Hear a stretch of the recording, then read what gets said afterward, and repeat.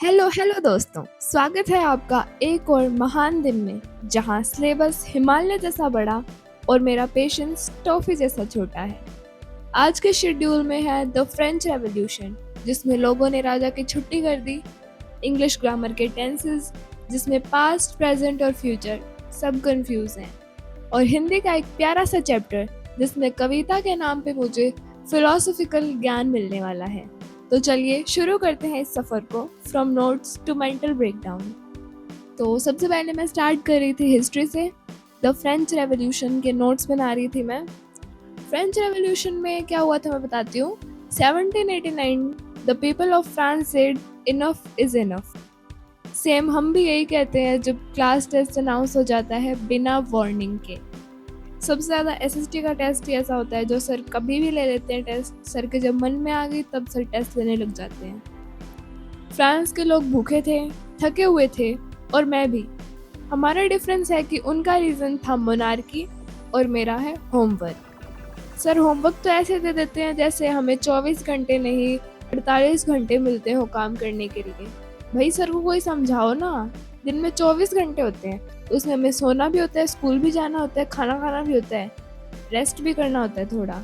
तो हम काम ही काम करते रहे। और सर के हिसाब से हमें सिर्फ एसएसटी का ही तो काम करना होता है, और तो हमारे कोई सब्जेक्ट्स है ही नहीं, सिर्फ एसएसटी का ही काम करो।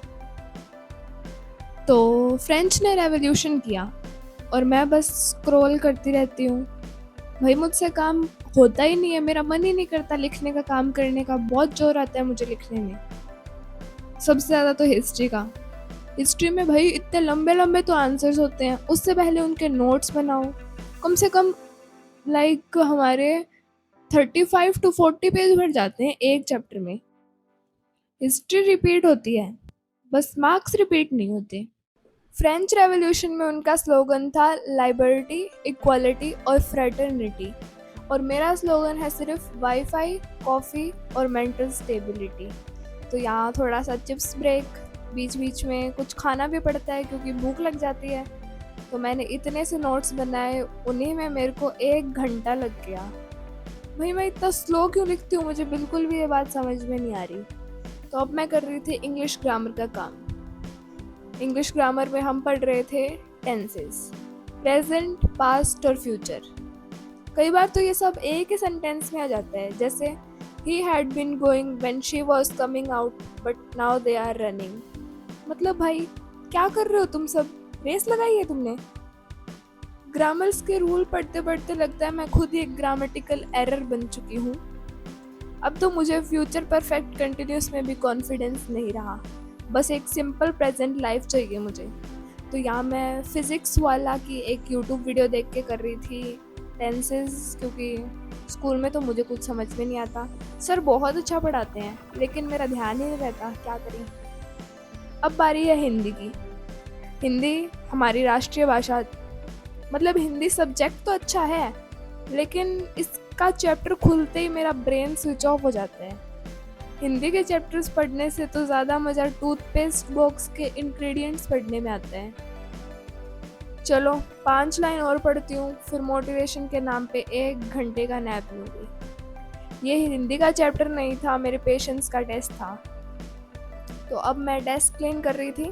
सिलेबस तो मुझसे पूरा हो नहीं रहा, तो कम से कम डेस्क ही साफ़ कर लूँ।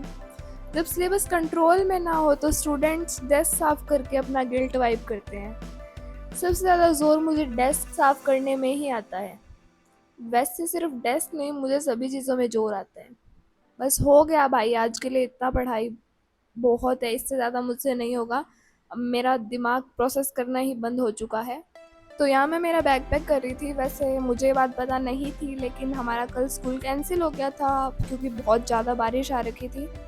सो ये था मेरा so called productive study blog. तो ये वीडियो ज़रा सी भी अगर आपको पसंद आई तो लाइक और सब्सक्राइब करना मत भूलना।